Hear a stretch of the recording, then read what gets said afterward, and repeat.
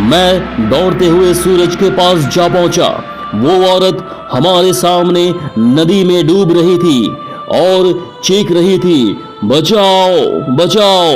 पर हम उसे सिर्फ डूबते हुए देख रहे थे, क्योंकि हम दोनों बहुत ही ज्यादा डर गए थे। वो औरत मदद के लिए बुला रही थी। फिर तभी सूरज ने अपनी टी शर्ट उतारा और पुल के रेलिंग पर चढ़ गया। मैंने उसका हाथ पकड़कर उसे रोकने की बहुत कोशिश की, लेकिन वह नहीं माना। उसने मेरे हाथ से अपना हाथ छुड़ाकर उस लड़की को बचाने के लिए नदी में कूद गया। सूरज नदी में कूदते ही उसने अपने आसपास देखा तो उसे वो औरत कहीं भी दिखाई नहीं दे रही थी। उसने सोचा कि वह डूब चुकी होगी। फिर उसने गहरी सांसें ली और पानी के अंदर डुबकी लगाई।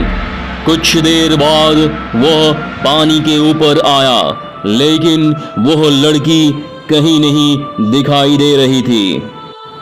मैंने आंखें बंद करके भगवान से प्रार्थना की, लेकिन जब मैंने आंखें खोली तो मेरे बगल में ही पुल की रेलिंग पर वही औरत बैठी थी जो कुछ देर पहले नदी में कूद गई थी। वो किसी जंगली जानवर की तरह पुल की रेलिंग पर बैठी हुई थी और नदी में सूरज की तरफ देख रही थी।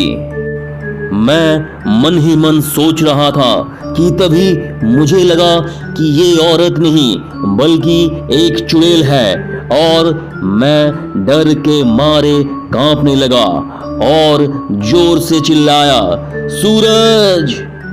तभी वो चुड़ैल ने मेरे तरफ देखा और वो जैसे ही देखा मेरा सिर से पैर तक कांपने लगा। उसका चेहरा काला और आंखें पीली थी। माथे पर बड़ा सा कुमकुम था और नाक में बड़ी सी नथ थी। उसके नुकीले दांत उसके मुंह से बाहर निकले हुए थे और उसके नाखून जंगली जानवर की तरह लंबे और नुकीले थे। तभी चुड़ैल कहती है, क्या हुआ, मुझे ढूंढ रहे हो? सूरज पानी की सतह से हमें देख रहा था। उसे भी पता चल चुका था कि ये कोई औरत नहीं बल्कि ये एक चुड़ैल है। सूरज हमें चौड़ी आंखों से देख रहा था। मैंने सोचा अब ये चुड़ैल मुझे इसी पुल पर चिढ़ फाड़ कर मार डालेगी और फिर मेरी कच्चे मांस को चबा चबा कर खा जाएगी, क्योंकि मैं अकेली ही उसके पकड़ में आ गया था और डर के मारे मैंने अपने पैंट में पेशाब कर दिया। तभी चुड़ैल कहती है, डरो मत, मैं तुम्हें नहीं उसे अपने साथ नदी में ले जा रही हूँ। जब मैं ये सुना तो मेरा दिल डर से दहल उठा।